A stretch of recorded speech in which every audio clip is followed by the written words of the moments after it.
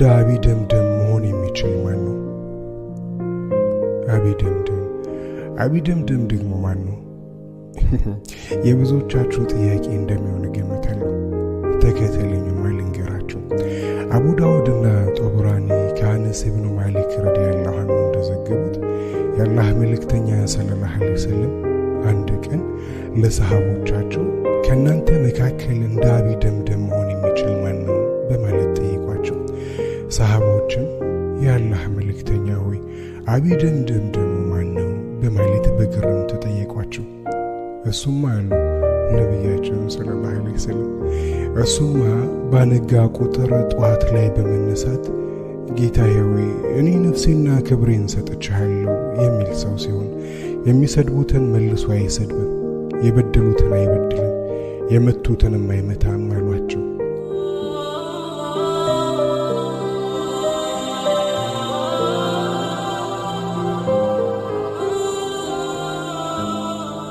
የአቢደምደምና የአባታችን አደም አለይሂ ሰላም ልጅ ታሪካቸው ተመሳሳይነት አለው። ወንድሙ ሊገድለው በዛተበት ወቅት እንዲህ በማለት ነበር የመለሰለት፣ لئن بسطت إلي يدك لتقتلني ما أنا بباسط يدي إليك لأقتلك إني أخاف الله رب العالمين ልትገድለኝ እጅህን ወደ እኔ ብትዘረጋ እኔ ልገድልህ እጄን ወደ አንተ መዘረጋ አይደለሁም። እኔ የዓለማትን ጌታ አላህን እፈራለሁና አለ።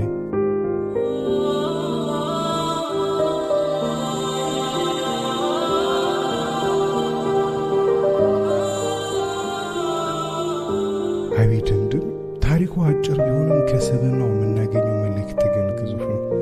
በዋናነት ከምጽዋት ወይንም ሰደቃ ምንም የሚሰጠው ነገር የሌለው ሰው ስሙና ክብሩን አሳልፎ በመስጠት ብቻ እሱን ያሙ ሰዎች ወንጀል ውስጥ እንዳይወድቁ ዋስትና ሊሰጣቸው እንደሚችል እንማራለን። ቢያሙኝም በእኔ ምክንያት መጠየቅ የለባቸውም፣ ስጋዬ ለነሱ ሐላል ነው የሚል ይመስላል አቢደምደም። ወዳጆች በእኔ ምክንያት አንድም ሰው መጠየቅ የለበትም ማለት ምንኛ ለሰው ልጅ ማዘንና መቆርቆር ነው። የዘመናችን የሰብአዊ መብት ታጋዮችስ ይህን ያህል ተጉዞ ይሆን?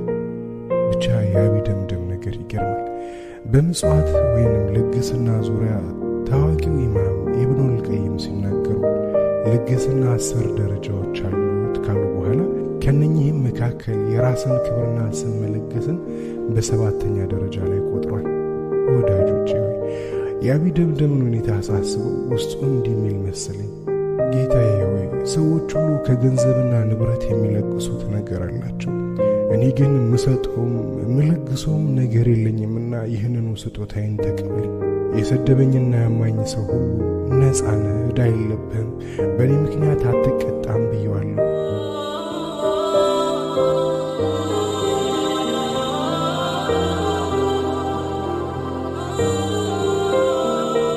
ታዲያ ለዚህም ነው ነቢዩ ሰለላሁ ዐለይሂ ወሰለም በአቢደምደም ሁኔታ በመደነቅ ይመስላል ማነው ከእናንተ ውስጥ አቢደምደምን መሆን የሚችል በማለት የሚጠይቁት። በእርግጥ ነገሩ አላህ ሱብሓነሁ ወተዓላ ላገራለት ሰው ካልሆነ በስተቀር እጅግ ከባድ ነው። ወዳጆቼ ሆይ አንዳንድ ጊዜ ባላሰብነው መልኩ ከግብራችን ጋር የማይዛመድ ስም ሊሰጠን ይችላል። ለማስተካከል ስንወድቅ ስንነሳ፣ ለዲናችን ስንሮጥ፣ ለኡማው ስንታትር፣ ስንጽፍ፣ ስንናገር፣ ስንከራከር ፈጽሞ የማይመስልና ያልጠበቅነውን ነገር ልንባል እንችላለን። ያላንዳች ጥቅም እንደማንሮጥ ተደርጎም ሊወራብን ይችላል።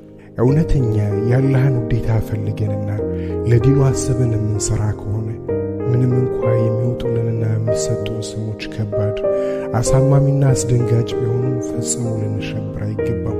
ባይሆን እንደ አቢደምደም እንሁን። የሰደበንን መልሰን አንስደብ፣ የበደለንን አንበድል፣ የመታንን ለመምታት አንጋበዝ። ከመሃይማን ጋር ጊዜ አናጥፋ፣ እነሱ አላወቁምና ይቅር እንበላቸው። ያኔ በአላህ ፍቃድ የሁለቱንም ዓለም ስኬት እንጎናጸፋለን። እንደ አቢደምደም እንሁን። ሰው እንዲህ ያለን ብለን አንጨነቅ። ሰው ስላለ አይሙቀን፣ ሰው ስላላለም አይብረደን። ደረታችን፣ ትዕግስታችን፣ ጽናታችን፣ ይቅርታችን ሰፊውን። የበደሉን ሰዎች ካሉ የመጀመሪያዎቹ ተጎጂዎች እነሱ ራሳቸው ናቸውና እንዘንላቸው። ላጠፉብን ይቅር በላቸው ከይቅርታ በላይ ጣፋጭ በቀል የለምና። ወዳጆቼ ሆይ ከድርጊት በፊት የነገሮችን ትርፍና ኪሳራ ከወዲ መገመትና ማመዛዘን ብልህነት ነው። አሁን የዋህነት ሞኝነት አይደለም። መታገስና መፍራት የተለያዩ ነገሮች ናቸው። በትንሹ በትልቁ ከሰዎች ጋር መጋጨት፣ ከመሃይማን ጋር መጣላትና መልስ መሰጣጣት የጥሩ አማኝ ባህሪ አይደለም። ምንም ለነገሮች መልስ መስጠት የሚቻል ቢሆንም ሰምቶ መቻልና ንቆ መተው ለበለጠ ውጤት የሚያበቃ ከመሆኑ በላይ የበሳልነት ምልክት ነው።